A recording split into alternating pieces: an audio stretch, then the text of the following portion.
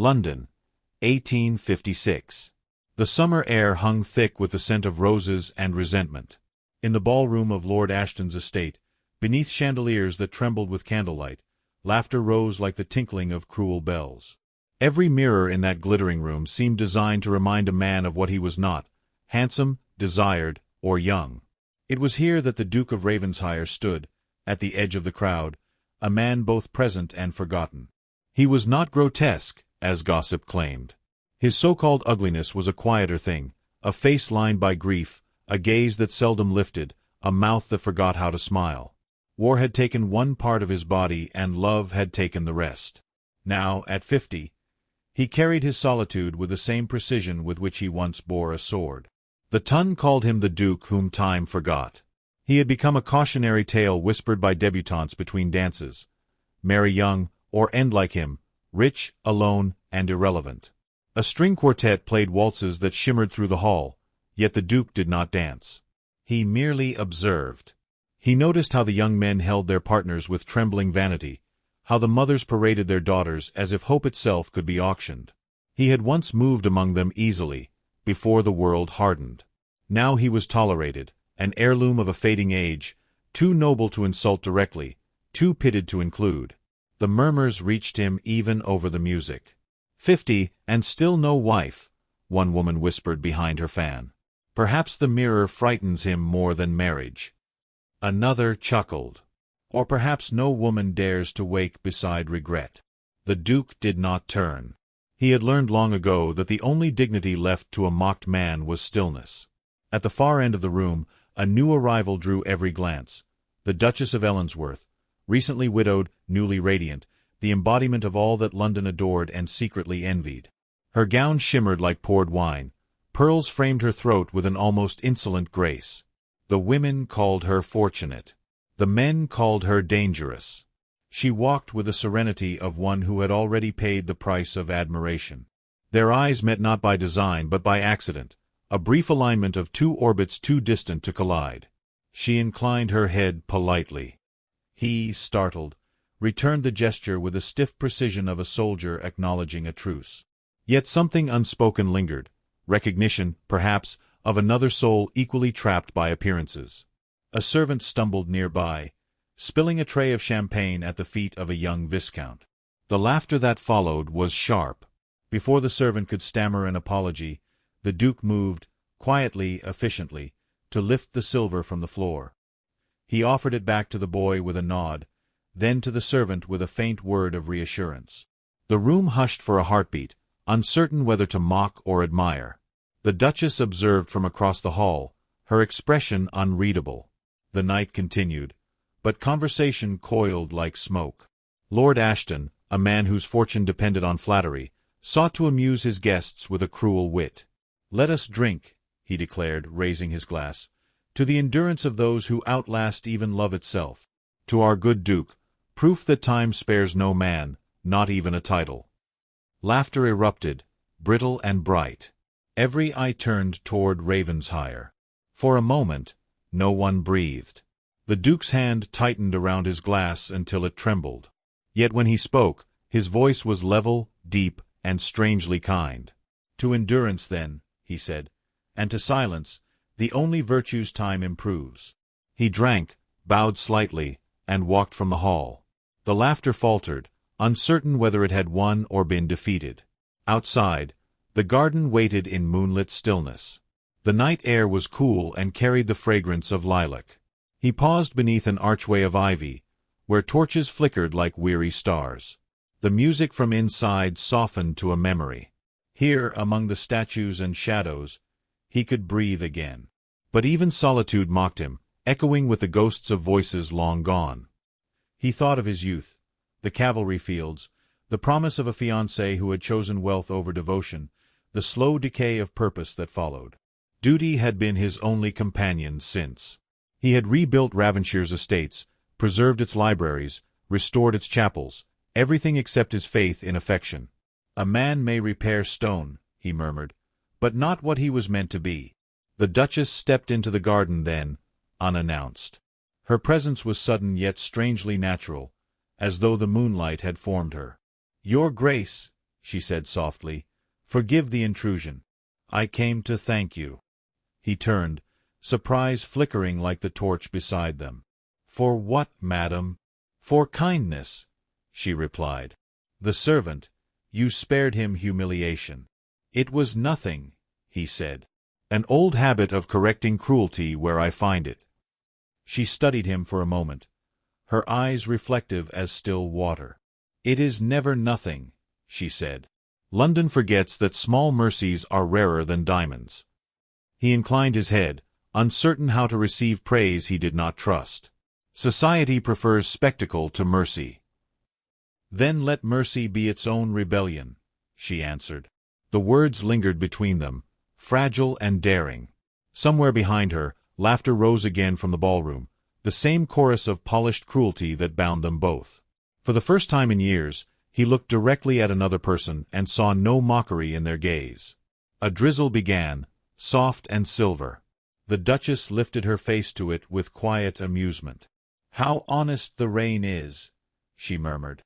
"It falls on everyone without choosing sides." He almost smiled. "That is why London despises it." They stood in shared silence until the servant reappeared to summon her back inside. She turned to leave, then paused. "You needn't let them name you, Your Grace. They laugh because they fear time more than you do." When she was gone, the garden felt emptier than before. The Duke watched the rain soak the gravel path where her footprints dissolved. He realized he had not thanked her, nor asked her name aloud. Yet something in his chest, long dormant, stirred, faint, dangerous, alive. From the open windows, another toast rang out, "To the beauty of widows and the wisdom of bachelors." The laughter followed, careless as thunder. The Duke straightened, eyes lifted toward the flickering lights of the ballroom. Within that glittering cruelty, he sensed a shift, the smallest fracture in his long, silent exile. The rain thickened, whispering against marble and rose. He turned back toward the house, his face unreadable once more, yet his heart marked by the echo of a single voice that had dared to see him. And somewhere in the hall beyond, the Duchess of Ellensworth listened for his return, though neither of them yet understood that this night, born of ridicule, would be remembered as the beginning of their ruin and their redemption. London awoke beneath a wash of pale autumn sunlight, its carriages rattling like restless thoughts along cobbled streets.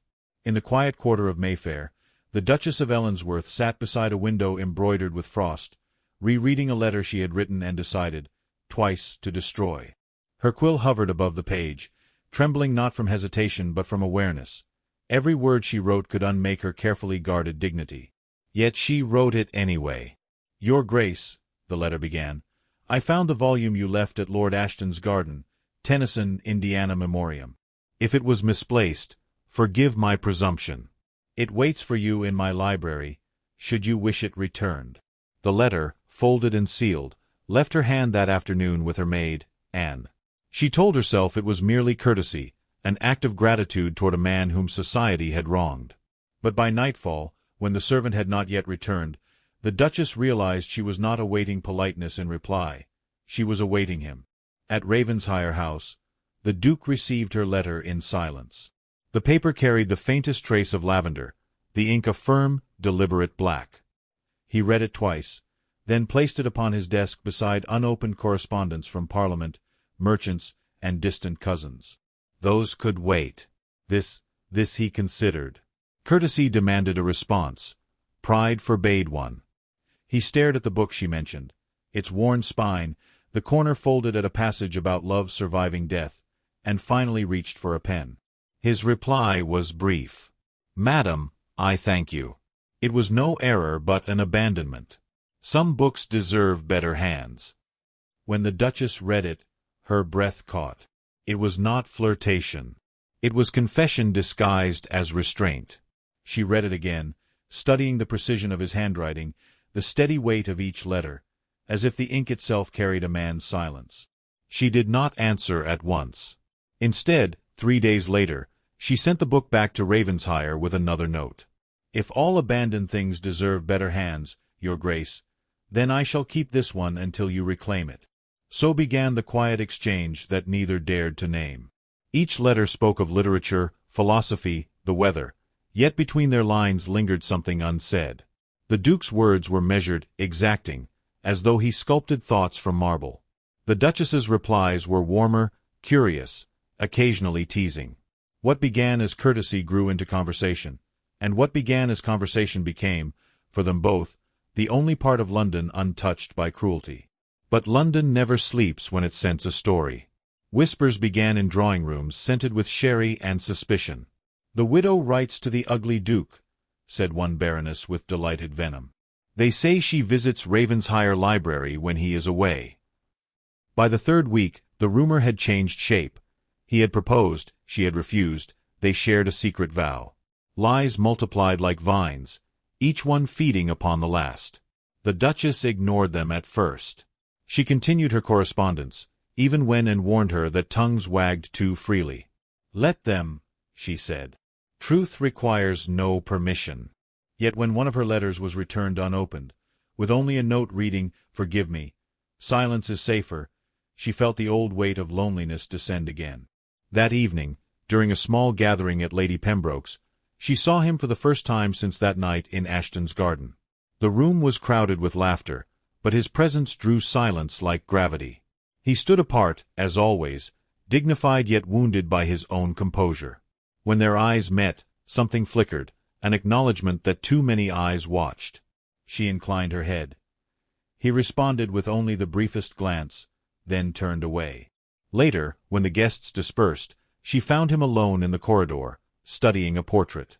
"I am told," she said softly, "that silence is safer." He turned. "It is," he replied, "for those who wish to survive this city." "And for those who wish to live?" she asked. His eyes, gray as winter sea, met hers. "Living has never been a privilege of my kind." "You mean the unloved?" "I mean the unforgiven." Before she could answer, voices approached. He bowed stiffly and withdrew into the shadows. The Duchess stood motionless until the laughter of the approaching guests broke the fragile stillness between them. The following week, an anonymous column appeared in the London Review. "It seems the Duke of Ravensshire, long immune to the charms of womanhood, has found his pen more romantic than his heart. Our fair Duchess of Ellensworth, ever charitable, entertains his melancholy." The word spread faster than truth could breathe. Invitations to the Duchess's home dwindled. Callers arrived out of curiosity rather than respect. One afternoon, she found her maid crying as she burned a stack of pamphlets mocking her name. The Duchess said nothing. She merely straightened her shoulders and prepared to attend Lord Pembroke's masquerade that night. When she arrived, conversation faltered.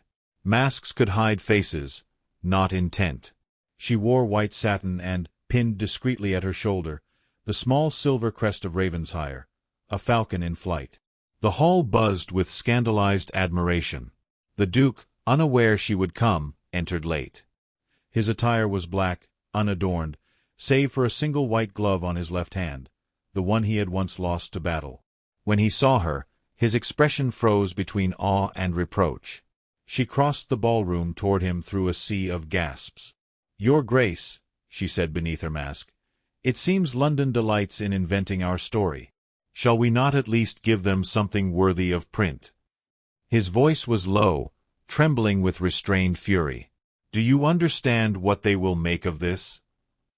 "I understand what they already have," she said. "So let the lie at least contain some truth." He glanced at the crest upon her shoulder. "You wear my name without permission." She smiled faintly. "Then command me to remove it." He did not. For a moment, the world narrowed to the faint music of the waltz and the impossible distance between two people who stood too close. But pride was stronger than longing. "You mistake pity for rebellion," he said, retreating a step.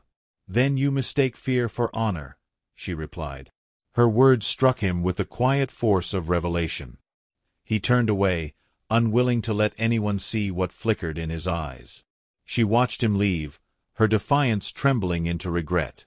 Outside, rain began again, steady and familiar, as if the heavens remembered their first meeting. In the corner of the ballroom, the Viscount who once laughed at the Duke whispered to a companion, "She wears his crest, mark my words, By winter she will wear his ruin. By morning, the prediction had taken flight across London. Servants repeated it, editors embellished it, and ladies embroidered it into conversation. When the Duchess awoke, a messenger waited at her door with a letter sealed in Ravensshire wax. She opened it slowly, bracing herself for reproach. Inside were only 6 words, written in that steady, measured hand. "You should not have done that." She read them twice, then folded the letter close to her heart. "And yet," she whispered, gazing toward the rain-washed window, "I would do it again." Across the city, in the solitude of his study, the Duke stared at the same storm and wondered which of them society would destroy first, the woman who defied it, or the man who had taught her how. The storm began at dusk, swift and uninvited, sweeping across the moors with a ferocity that rattled every shutter of Ravensshire Manor. By nightfall, rain lashed the leaded windows like thrown pebbles, and thunder rolled over the hills like the growl of an ancient beast. The Duke sat alone in the library, the fire behind him a dwindling glow.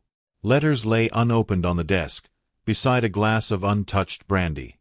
Silence had become his companion again, faithful and merciless. Then came the sound of wheels skidding upon gravel, followed by frantic knocking at the door. He rose at once, not from curiosity but from instinct, the reflex of a soldier. When the butler entered, pale and dripping, his announcement trembled. "Your Grace, it is the Duchess of Ellensworth." Her carriage broke upon the western road. The Duke's breath caught.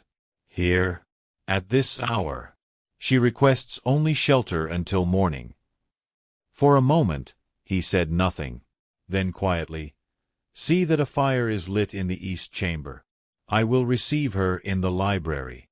Minutes later, she stood before him, her cloak soaked through, her hair loosened from the storm's temper.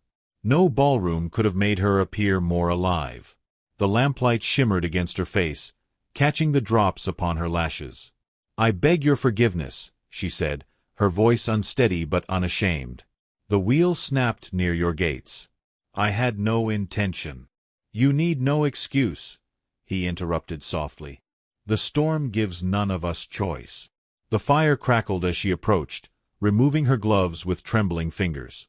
Her eyes wandered across the room, shelves lined with leather-bound histories, portraits dulled by years, a clock that ticked as though marking the weight of every silence between them. "I did not think you would ever see me again," she said, lowering herself into a chair. "Nor did I," he replied, taking the seat opposite. "London has made that much clear." "London," she repeated with quiet disdain. "It builds its pride upon other people's ruins." He allowed a ghost of a smile. "You should not have worn my crest. You should not have given the world reason to mock you," she countered. He studied her face, the defiance softened by exhaustion. "And what reason have I given? That you live as though your scars are shame.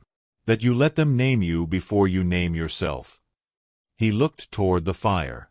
"You speak as though you understand such ruin." "I do," she said simply.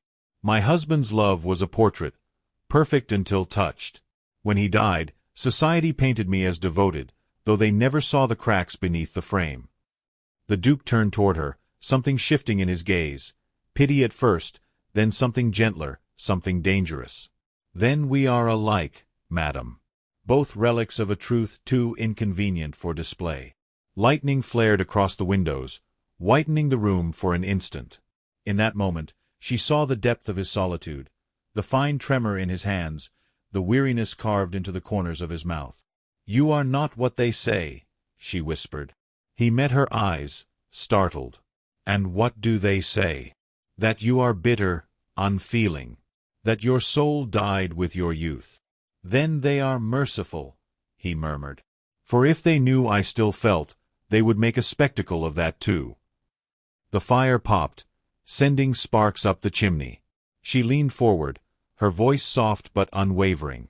"You feel too deeply, that is your sin. You have hidden your heart so long you have mistaken the hiding for virtue." He stood abruptly, walking toward the mantel as though distance might preserve his composure. "You speak of hearts as though they can be redeemed." "Perhaps not," she said, rising too. "But they can be recognized." For a long time, he did not answer. The only sound was the rain drumming its relentless rhythm against the glass. Then, with the heaviness of a confession wrested from silence, he spoke. "When I was young, there was a woman, promised to me, or so I believed. She loved a face, not a man. When war took half that face, she married another within the month. I told myself I had lost beauty, but what I truly lost was belief. From that day, I ceased to be a man in my own eyes. I became a name, a title, a rumor." The Duchess's expression softened into sorrow. She stepped closer, close enough that the warmth of the fire touched them both. "And yet," she said, "you saved that servant from shame. You write with grace. You endure mockery without bitterness. That is not the work of a hollow man." He looked at her then, fully, as if seeing her for the first time. The storm's reflection flickered in her eyes, light and darkness entwined. "Why do you care?" he asked. "What redemption do you seek through me?" "None," she said. "Only truth. Because I have grown weary of beauty without meaning." He took a step closer. "You would risk your reputation for such sentiment?" She smiled faintly. "Reputation is a mask. You taught me that when you wore yours too long." Their hands brushed, accidental, then deliberate. The air thickened between them, scented with rain and smoke. For one fragile instant, time forgot to move. But then a gust of wind flung the shutters wide, scattering embers across the floor. She bent instinctively to smother them, and he caught her wrist. "Let them burn," he whispered. "At least the fire is honest." Their eyes met, and something unspoken passed between them, not desire, but recognition, the moment when two solitary souls see themselves reflected. The firelight painted her skin in gold, his scars in shadow, until both seemed part of the same unfinished portrait. Then came the sound of hooves in the courtyard, the clatter of arrival. The Duke turned sharply. Who would ride through this storm? A servant appeared in the doorway, breathless. "A messenger from London, Your Grace." Urgent business concerning Her Grace, the Duchess. Her face drained of color. "Concerning me?" The butler hesitated. "Yes, my lady. Word has reached the court. They speak of impropriety, letters, visits, of you and his grace." The room fell silent but for the hiss of rain upon embers. The Duchess steadied herself against the chair. "Then the storm has only just begun," she said quietly. The Duke's expression hardened, the tenderness of moments ago replaced by dread. "You must not face them alone," he said. She lifted her chin, calm and resolute. "I have faced worse. Silence, pity, expectation. Let them gossip. I will not hide." He looked at her, torn between admiration and despair. "They will destroy you." She met his gaze, eyes bright with conviction. "Then let them. But they will remember why." Outside, thunder split the sky open like judgment itself. The messenger still waited at the door, dripping rain onto the marble. The Duke turned toward the window, his reflection a ghost beside hers in the glass. The fire burned low behind them, its light fading but its warmth unyielding. Neither spoke again. But in that silence, heavy, electric, irrevocable, something irreversible had begun, the kind of love that cannot remain secret, and the kind of scandal that refuses to die quietly. Dawn came pale and cold over Ravensshire, the kind of morning that stripped the world of its softness. Mist clung to the hedgerows, and the courtyard stones glistened like old silver. Within the manor, every sound seemed magnified. The echo of hurried footsteps, the rustle of letters, the faint chiming of a clock that refused to slow for sorrow. The Duke had not slept. He stood by the great mirror in the corridor, his reflection half lost in the dim light. There was a time he could not bear to face that glass, a time when it mocked him with all that had been taken. Now it only seemed to wait, patient, almost merciful. He turned as the door opened. The Duchess entered without ceremony, her cloak dark with travel, her expression unreadable. The storm had passed, but its wreckage lingered, not in the land, but in their names. London's whispers had reached every ear. The salons murmured of impropriety, the press hinted at disgrace, and her husband's family had called for her return under threat of ruin. "They are convening in Mayfair," she said quietly. "My brother will demand a statement. He says I have brought shame upon my house." The Duke's jaw tightened. "And what do you intend to tell them?" "The truth," she replied. "That I sought solace in a man more honest than the whole of London." His voice dropped, rough with disbelief. "That truth will destroy you." "Then let it," she said, her chin lifting. "I am weary of living beneath their mercy. They feed upon the lives of others and call it virtue. I will not let them name what I feel." He stepped closer, the weight of his restraint visible in every movement. "And what is it you feel?" She hesitated, her eyes glimmering like candlelight upon glass. "That you are not the man they say you are, nor the monster you believe yourself to be. You are something far rarer." He turned away, unable to meet her gaze. "Do not paint me in pity's colors, madam. I have worn that portrait too long." "Then let me paint you in truth," she said. "Do you think I came here by accident? That I endured their scorn for charity's sake?" Her words broke through his silence like light-piercing stained glass. He turned slowly, and for the first time she saw something raw behind his composure. Fear, not of judgment, but of hope. "You came to Ravensshire for forgiveness," he said. "Not love." "And yet I found both," she answered softly. He drew a breath that trembled. "You do not understand what you risk." "I do," she said. "But I also understand what I gain, a moment of truth in a lifetime of lies." The fire in the hearth flared as if stirred by her conviction. The air between them thickened, their reflections meeting in the great mirror behind him. In that mirrored glass, they seemed almost spectral, two figures shaped by loneliness, bound by something that defied formality. "Do you see it?" she whispered. "The truth of us?" He turned his gaze toward their reflection. "I see a woman too brave for the age she was born into." "And I," she said, "see a man who hides behind ruin because it hurts less than being loved." He flinched as though struck. "You speak as though love were salvation." "Perhaps not," she said. "But it is honesty. And that, I think, is the only salvation left to either of us." For a long moment, the world seemed to still. The Duke crossed the room, each step heavy with years of restraint cracking open. When he stopped before her, he took her hand, not as a man claiming possession, but as one seeking permission. "If I speak," he said, "I can never unsay it." "Then speak," she breathed, "before silence becomes another lie." He closed his eyes, as though gathering fragments long buried. "When they call me the forgotten Duke, they are not wrong. Time did forget me, but so did I. Every reflection I have seen since that day in the war has been a stranger's. Yet when you looked at me, I saw something I did not know still existed. Not beauty, not pity, but recognition. You saw the man I buried beneath their laughter. And God help me, I would rather be hated with you than praised without you." Her breath caught. "Say it," she whispered. He opened his eyes. "I love you.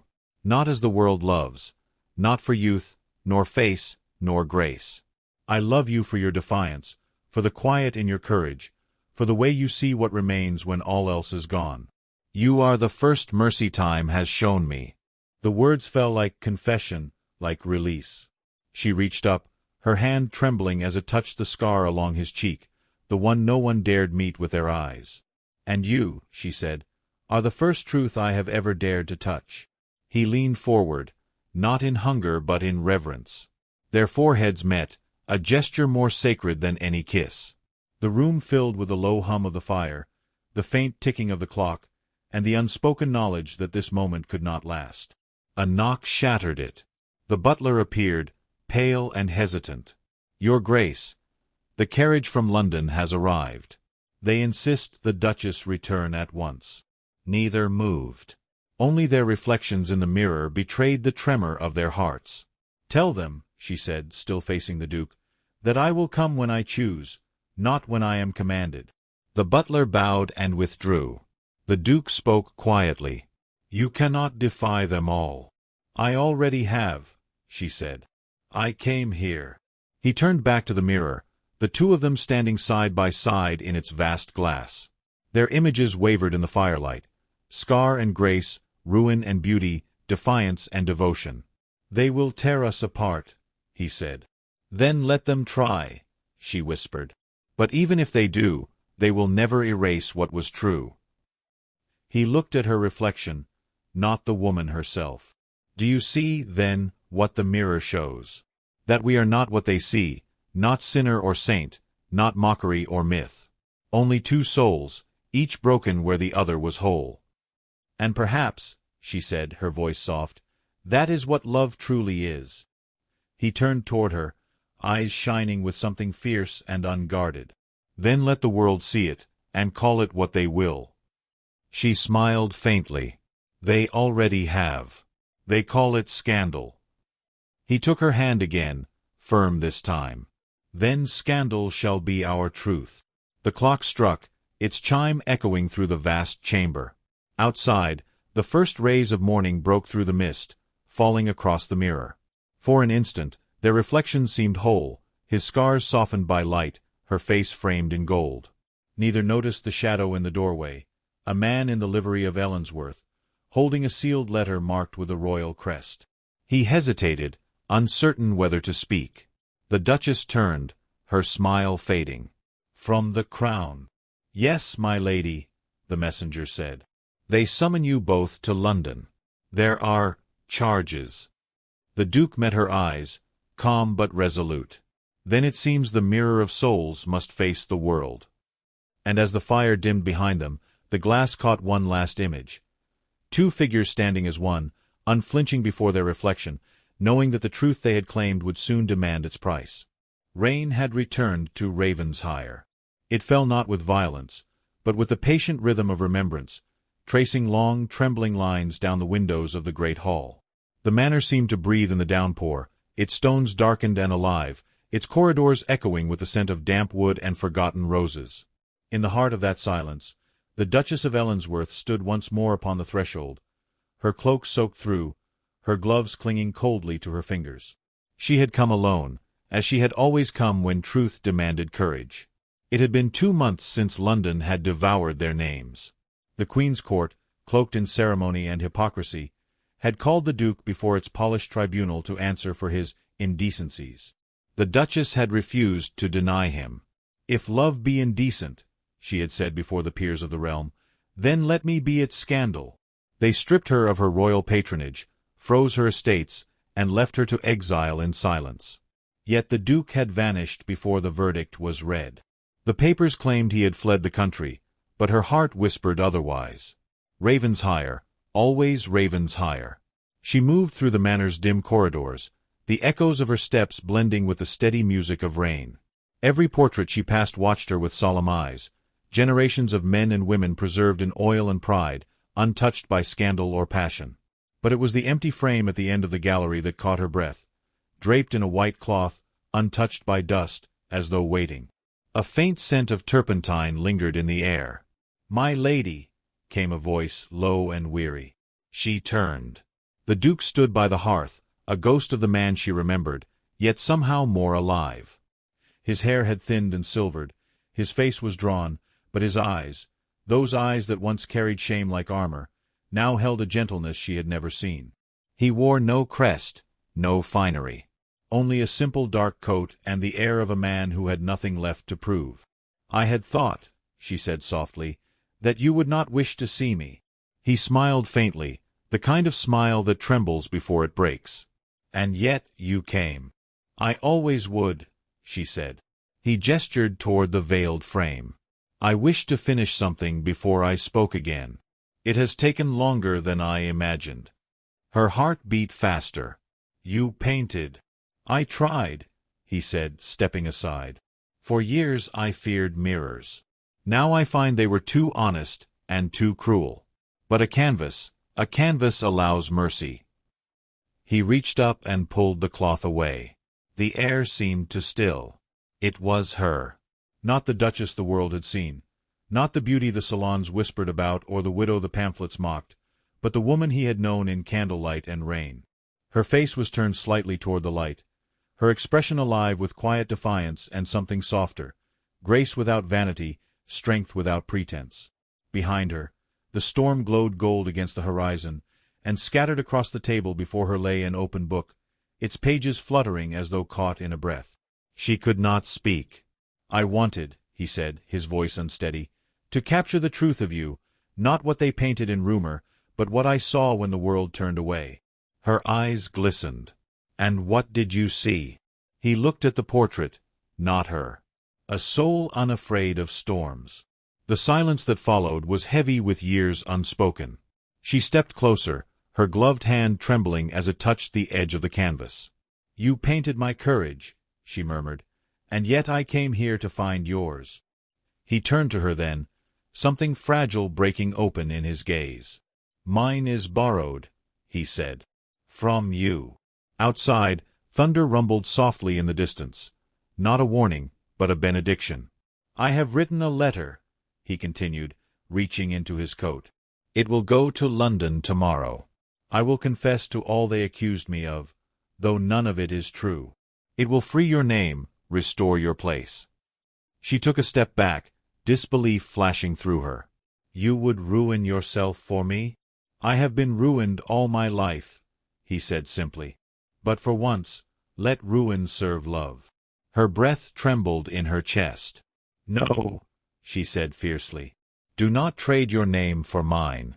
I have lived beneath their mercy and survived it. I will not live beneath your sacrifice." He smiled again, faint and knowing. "You would deny me even redemption." "I would deny you despair," she whispered. For a moment, neither spoke. Only the rain filled the distance, steady, cleansing, endless. Then she crossed to him, took the letter from his hand, and tore it once, twice, until the pieces fell like pale petals to the floor. "If there must be a truth," she said, "then let it be one we choose." He watched her, silent, the edges of his restraint softening into something like wonder. "Then what truth do you choose, my lady?" "That I love you," she said, "not as penance, not as rebellion, but because in loving you, I remember what it is to be wholly alive." His composure broke. He reached for her, not in desperation, but in reverence, and when his hand found hers, it was like two halves of the same exile coming home. The rain swelled, beating against the windows in applause. Somewhere deep in the manor, a clock struck, each chime echoing like the pulse of time restored. He drew her toward the window. "Look," he said. "Do you see how the rain bends the light? How even sorrow can shine?" She nodded, tears mingling with laughter. "Then let it witness us." He took her hand and pressed it to his chest. "Will you stay?" "Always." The chapel bells began to ring, not by design, but by accident, stirred by the wind. They turned toward the sound, and without words, they understood. Within the hour, the small chapel on the hill was lit with candles. The air was thick with the scent of rain and lilies. No guests, no witnesses, only the two of them and the old vicar who had once baptized the Duke in another lifetime. As vows were whispered beneath the trembling roof, lightning briefly illuminated the stained glass. For that instant, their silhouettes merged, one shape, one light, one promise. When they stepped outside, the rain did not relent. It fell in silver sheets, cascading over their faces, blurring the boundary between tears and sky. She laughed, the sound breaking through the storm like birdsong. He looked at her, truly looked, and for the first time his reflection in her eyes did not frighten him. "Do you remember," she said softly, "what they called you?" "The ugly Duke," he replied. "And what did I call you?" He smiled through the rain. "Mine." She rested her forehead against his. "Then let history call us what it will. We shall live as truth." He drew her close, his voice barely a breath. "And when they ask what beauty means," she finished for him, her lips trembling, "tell them it is the courage to love what time forgot." Behind them, through the open doors of Ravensshire, the portrait watched, her image bathed in flickering gold, the stormlight dancing upon her painted gaze. And for the first time, the manor seemed to sigh in peace, as though centuries of silence had finally found their ending. The rain fell on, relentless and pure, washing the world clean, leaving only their laughter, their vows, and a love that would outlast the cruelty of mirrors and the gossip of men.